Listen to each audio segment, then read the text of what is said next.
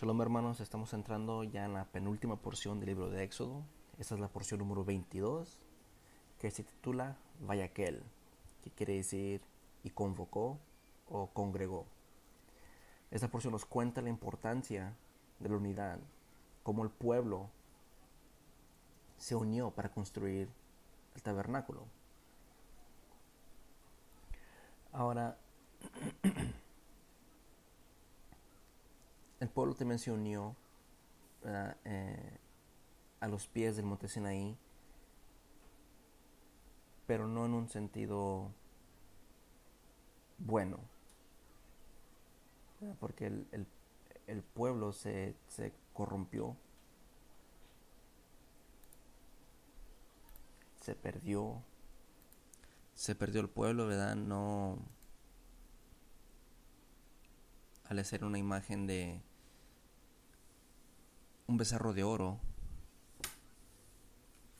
se corrompió y bueno, y se perdió, ¿verdad? Pero después de esto, el Eterno manda a destruir al pueblo. Le dice, ¿sabes qué? A Moisés dice, desciende, dice, porque tu pueblo, dice, ha cometido un gran pecado, un grave pecado, y mi ira está encendida y estoy dispuesto a exterminar el pueblo.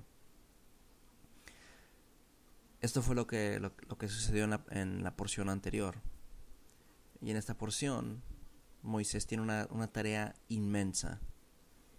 ¿Verdad? Una tarea inmensa. Y mirábamos como nuestro hermano Jorge nos contaba, hablando sobre Hechos 18, cómo Pablo fue corrido, fue despedido, ¿verdad?, de las congregaciones, no era muy bienvenido. Pero aún así, Dios le dio palabras, ¿verdad?, de ánimo. Le dijo, ¿sabes qué?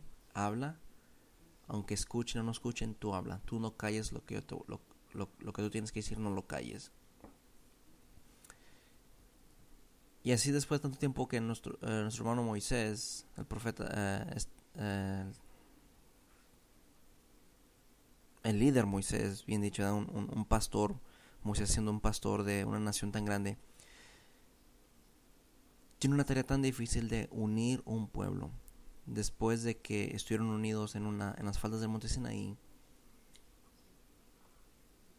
adorando becerros de oro, ¿verdad? Moisés abrogó por ellos, estuvo en intercesión por ellos en frente del Eterno, y finalmente el Eterno le dice, ¿sabes qué? Está bien. Dice, los voy a acompañar, hago un nuevo pacto con ustedes y darles las instrucciones al pueblo, lo que tienen que hacer, ¿verdad? Y Moisés entrega esa instrucción al pueblo, pero estas instrucciones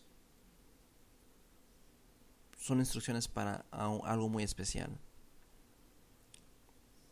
El Eterno todavía quería habitar entre medio de ellos. Y es que viene la construcción del tabernáculo. Después de esto nos enseña la misericordia del Eterno que hay, ¿verdad? Nos enseña una misericordia, un amor que todo el Eterno tiene por su pueblo. Y dice, aunque todavía hayan pecado, dice, yo todavía quiero habitar entre medio de ustedes, ¿verdad? Ya después de que Moisés estuvo intercediendo por todo el pueblo. Y aún así todavía el Eterno les entrega la Torah, ¿verdad? Un par de leyes. La tradición dice que son 613 leyes.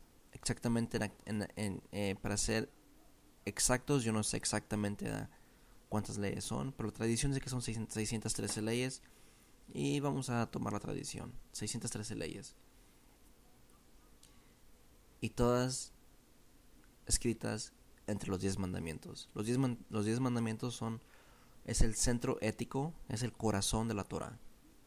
Si hacemos un árbol de genealogía, ¿verdad? Usando los 10 mandamientos, ahí nos vamos a dar cuenta que los 613 mandamientos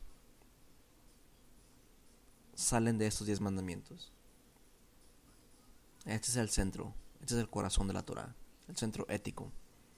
Pero bueno, estos mandamientos no fueron entregados a individuos, ¿verdad? La Torah fue entregada en el contexto de una comunidad. La Torah no puede ser cumplida individualmente.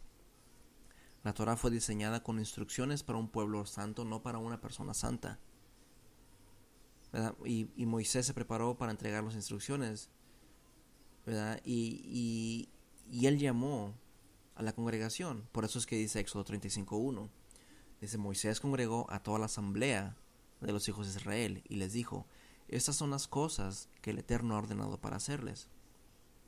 Moisés congregó a toda la asamblea, ¿verdad? Ahí está la palabra Moisés, ¿verdad? Y luego podemos decir Vayecael, Vayaquel, a toda la asamblea,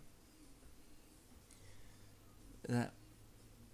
Hoy vivimos en un mundo de individualismo.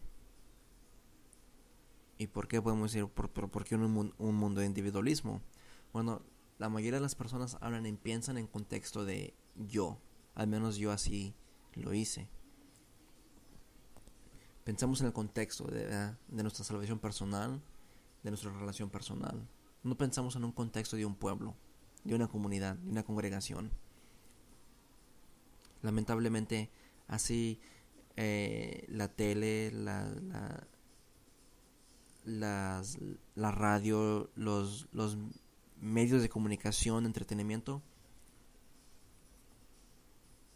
nos enseñan este tipo de pensar, el yo. Y esto, y digo yo, esto yo lo hacía así porque cuando donde yo trabajo, yo estoy yendo con un compañero, cuando andaba, porque ahora ya estoy en las oficinas, pero andaba yendo con un compañero y siempre que hacíamos un trabajo y lo hacíamos juntos, yo tenía la maña de decir: oh, yo lo arreglé, yo lo instalé, ¿verdad? Y mi compañero me decía: hey, fuimos nosotros. Oh, sí, disculpa, tienes razón, nosotros lo instalamos. Pero conforme fui estudiando las instrucciones del Eterno, la Torah, fue entendiendo de que no simplemente soy yo, sino somos dos, somos tres, somos una congregación, somos una asamblea, ¿verdad? Y eso es la que la Torah nos lleva, ¿verdad? Nos lleva a que tenemos que vivir en comunidad, ¿verdad? La Torah fue entregada a un pueblo santo. Y podemos ver esto cuando una persona quiere seguir Torah, le tiene que seguir en el contexto de una comunidad, de una congregación.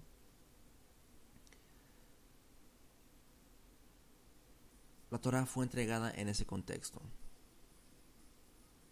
Y se le fue entregada a la comunidad de Israel. No a la comunidad, ¿verdad?, de México, no a la comunidad de Estados Unidos, no a la comunidad de África, no, a la comunidad de Israel. Y la Torah es como una asociación santa, en donde todos trabajamos juntos para cumplir con las instrucciones de Dios. Así que no importa qué recta sea una persona con la Torah, si no la cumple en el contexto de una comunidad, no está cumpliendo la Torah que Dios le dio a Moisés en el monte Sinaí. Pero ¿por qué? Y vamos a usar ese texto para reforzar, ¿verdad? Para apoyar por qué comentamos o vengo diciendo que la Torah fue entregada en un contexto de comunidad, en un contexto de unidad, ¿verdad? Porque la Torah nos debe de unificar, nos debe de convertir en un solo pueblo, en un solo pensar, en un solo caminar, ¿verdad? En una sola fe, no en fes individuales, ¿verdad? No en un caminar individual, sino caminamos como congregación. Y la congregación debe tener el sentido de una sola persona. Se debe de sentir como una sola persona, como un cuerpo. Y miramos Éxodo 19:1-2. Y dice así: en el tercer mes del éxodo de los hijos de Israel de Egipto, en el tercer mes del éxodo de los hijos de Israel de Egipto, en ese día arribaron al desierto de Sinaí. Marcharon desde Refidim y llegaron al desierto de Sinaí. Y acamparon en el desierto, e Israel acampó allí frente a la montaña. Podemos ver en estos dos versículos, el individualismo que había en el pueblo antes de llegar al Sinaí. El texto dice, arribaron, ¿verdad?, al desierto, llegaron, ¿verdad?, en el sentido plural, porque si fuera singular hubiera sido llegó. ¿verdad? Entonces, hablando en el sentido de que eran muchos, ¿verdad? Esto nos dice que eran muchos individuos, y sí, eran como 6 millones de individuos, ¿verdad? Incluyendo niños y mujeres. Y luego lo siguiente dice, marcharon desde Refidim, plural, una vez más, contexto, sentido plural. Se llegaron al desierto de Sinaí, otra vez, en sentido plural. Acamparon en el desierto, una vez más, sentido plural. Y lo dice, e Israel acampó allí, al frente a la montaña. Israel acampó, sentido singular. Esto nos dice que 6 millones de personas se unieron bajo un solo cuerpo, una sola mente, un solo entendimiento, una sola fe. Dios no entregó la Torah a individuos, la entregó a un pueblo unido en un solo pensamiento. Como vengo diciendo, la Torah se cumple en comunidad. No puedes decir que eres practicante de la Torah y a la misma vez eres egoísta. ¿A qué me refiero con esto? Con esto me refiero de que tienes que compartir lo que el Eterno te da. Puedes decir, ¿sabes qué? No me gusta la congregación donde estoy atendiendo, me voy a quedar en casa, me voy a congregar en casa. No. Porque no es lo mismo. Congregarte en tu casa hasta cierto punto está bien. ¿Por qué? Porque miro que tú quieres entregar y enseñar a tu familia. No hay problema. Está bien eso. Pero el Eterno nos manda a congregarnos. Tú debes de pertenecer a una comunidad. Yo sé, y me pueden decir que el texto dice donde dos o tres estén, ¿verdad? El Espíritu de Dios está ahí. Y sí, estás en lo correcto. Pero no te puedes santificar tú solo con tu familia. Nos tenemos que santificar con una comunidad, una congregación.